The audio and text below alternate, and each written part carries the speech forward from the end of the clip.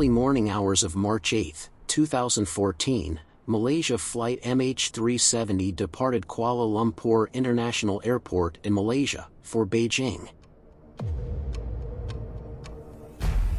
As the 227 passengers began to settle in for their long journey through the night, little did they realize, they were about to become part of one of the most intriguing mysteries in aviation history. In the coming hours, flight MH370 would disappear into the darkness. To this date, the aircraft has not been located. The Boeing 777 is one of the largest and most sophisticated airliners of its time. But on this day, something, or someone, made it vanish into the abyss, leaving the loved ones of the passengers and crew distraught and searching for answers.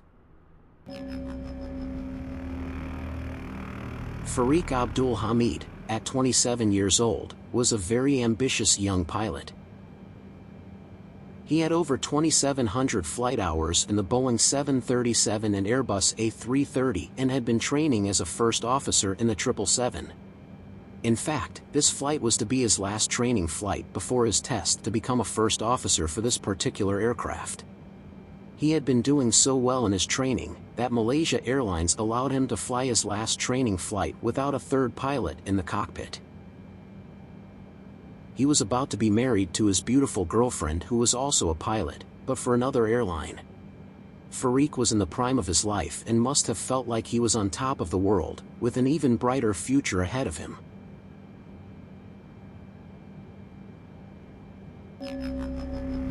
The captain, Zahari Ahmad Shah, was a very experienced pilot with over 18,000 flight hours. He was even a pilot instructor and examiner. In his spare time he practiced on his home flight simulator and flew radio-controlled airplanes.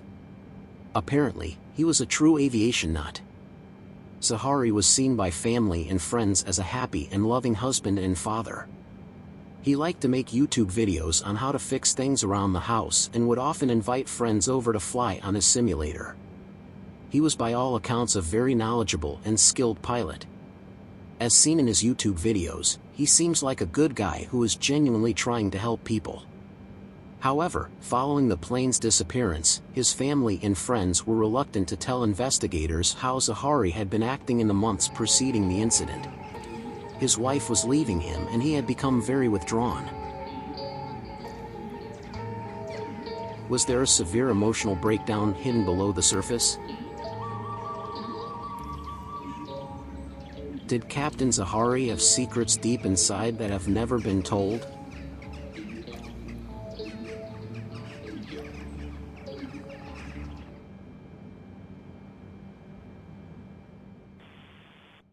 Delivery Malaysian 370, good morning. Malaysian 370 standby and Malaysian 6 is cleared to Frankfurt via Agosa Alpha departure 6,000 feet squawk 2106. Malaysian 370 request level.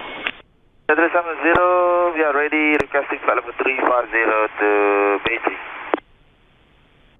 Malaysian 370 is cleared to Beijing via PBOS Alpha departure 6,000 feet squawk 2157. Beijing, people Samsung 6000, squawk 2157, Malaysian 370, thank you. Malaysian 370, welcome over to ground. Good day, sir. Hi, Malaysian 370, good morning. 21, requesting push and start. Zero number, ground, morning, push back and start, push runway 3 to right, exit via Sierra 4. Push back start, push to right, exit Sierra 4, PRP 239 Mike Romeo Oscar. Okay.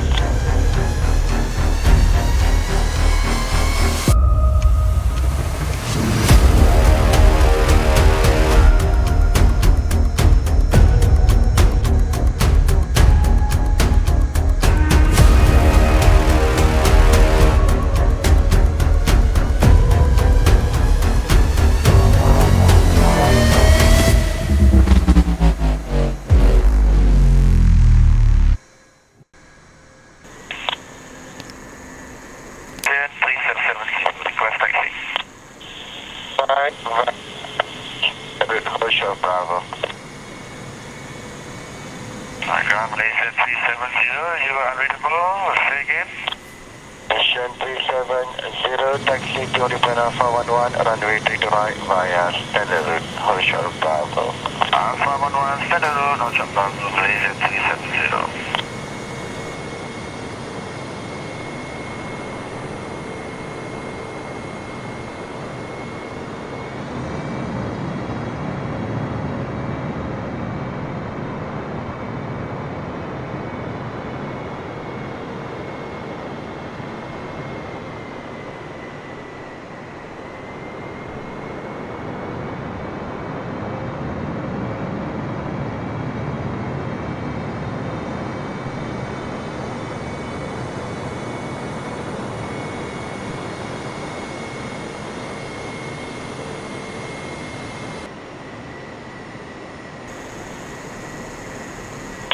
Zero tower.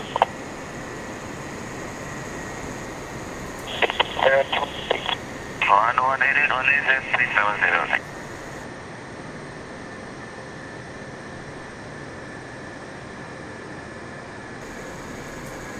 Tower Malaysia 370. Good morning, Alpha 10 to right. Alpha 10 Malaysia 370.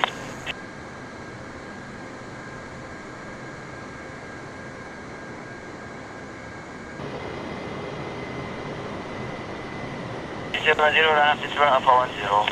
Run up Alpha 10, Malaysia 370.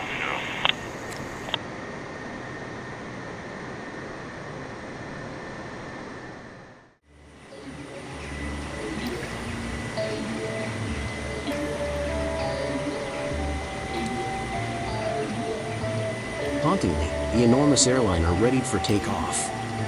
The 227 passengers and 11 of the crew unwittingly expected to land safely in Beijing less than 6 hours later. Their hopes were in vain. They were at the mercy of someone who had other plans.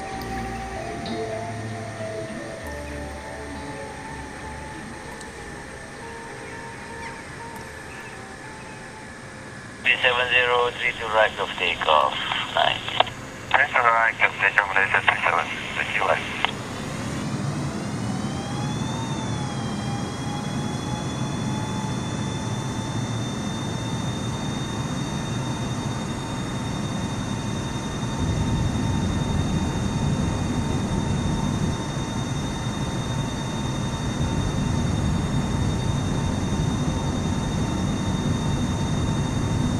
As the powerful Rolls-Royce engines lifted the massive 777 into the night sky, those on board had no idea of the peril that lay before them.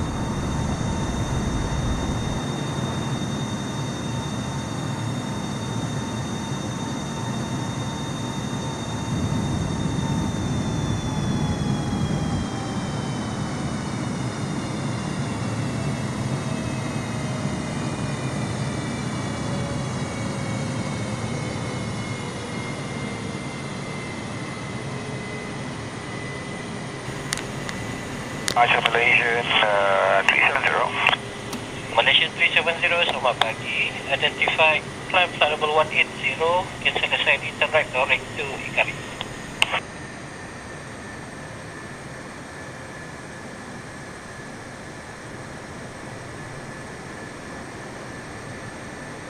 Okay, level 180, direct Ikari, Malaysian 370. 370, contact lampu radar 1326 kenai. Alright, 1326 Malaysian 370.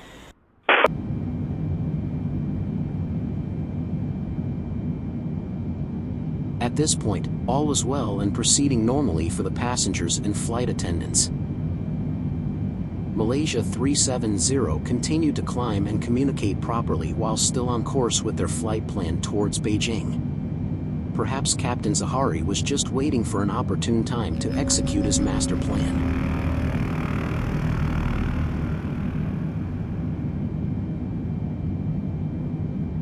Control Malaysian 370.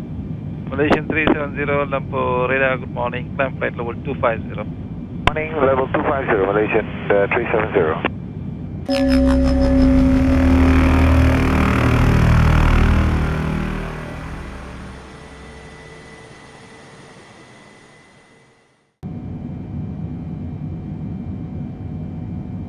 Malaysian 370, climb flight level 350. Climb level 350, Malaysian 370.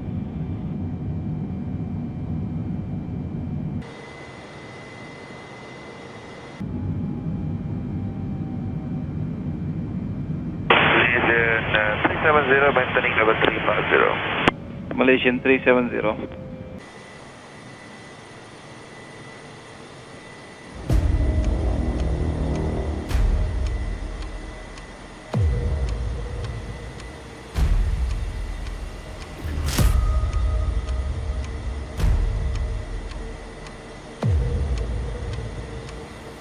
Malaysian 370, contact Ho Chi Minh 120.9. Good night. Good night, Malaysian 370. This was the final contact between MH370 and air traffic control. 64 seconds later, just before leaving Malaysian airspace, the transponder, which relays an aircraft's position, was switched off. Malaysian 370 signed off with Lumpur radar control and was then supposed to contact Ho Chi Minh, but instead, took a sharp left turn while over the South China Sea.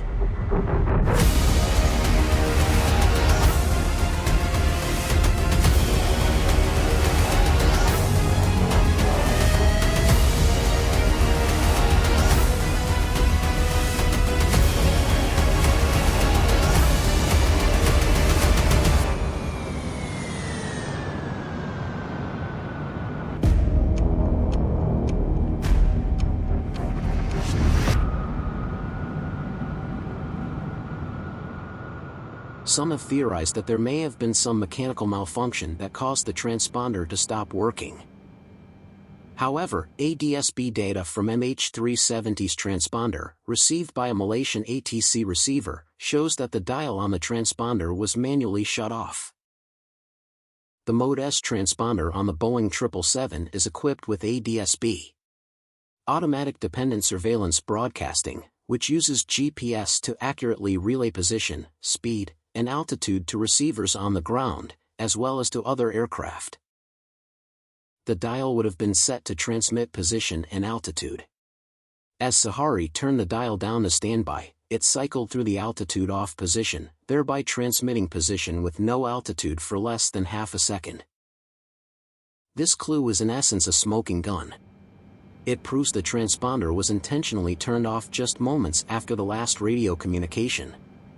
And the fact that it happened so quickly after the pilot spoke to the controller makes it hard to believe in a third-party hijacking scenario.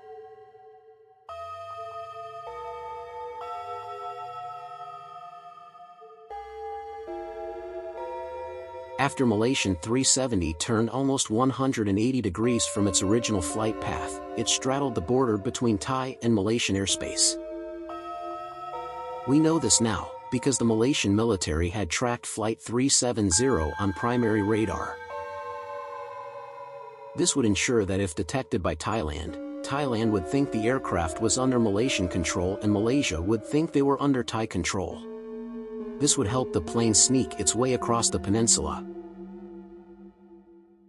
With all on-board communications disabled and the aircraft apparently being intentionally and skillfully navigated by someone who seems to know the airspace well enough to avoid detection, it's hard to imagine anyone but a pilot being able to do this. If we are to consider whether or not First Officer Farouk was involved, we have to take into account that he was not known to be religious or have interest in any type of politics. Nothing in his life suggested he had any kind of sinister nature. Everything seemed to be going well for him. Captain Zahari, on the other hand, seemed to have strong feelings in regard to politics. Many of his posts on social media appeared to suggest he had strong emotions for certain political ideologies. These aspects of a personality, however, do not normally mean that person will selfishly murder over 200 people, but we have seen it in the past on more than a few occasions. You can never be quite sure of what lurks in the deep recesses of another man's soul. If Zahari somehow found a way to lock Farouk out of the cockpit, he could have then depressurized the cabin by flipping a switch to open the outflow valves. the passenger oxygen masks only last long enough for the aircraft to descend to a breathable altitude. When they run out, hypoxia would set in quickly. Military radar data shows that after making the steep turn, Flight 370 climbed to above 40,000 feet, which is about the highest the 777 can get. This would have greatly expedited the diminishment of oxygen. The air is extremely thin and cold at this altitude. It would only be a matter of minutes before delirium set in from lack of oxygen, and soon after, death, for everyone on board, except Zahari. There are larger oxygen tanks for the pilots, and they have a positive pressure mask, which work a lot better than the rubber band-style passenger mask. Zahari was now piloting a ghost plane. Flight 370 continued through the Strait of Malacca towards the Andaman Islands. This was the last area of detection by military primary radar. This was at 2:15 a.m. Then the aircraft is believed to have turned south and been flown until fuel exhaustion in a very remote part of the Indian Ocean. We know this from automated satellite communications by a company called Inmarsat that receives technical information about systems on the aircraft, in the form of pings, every hour. Investigators were able to determine the approximate flight path by analyzing how long it took for each signal to get back to the satellite.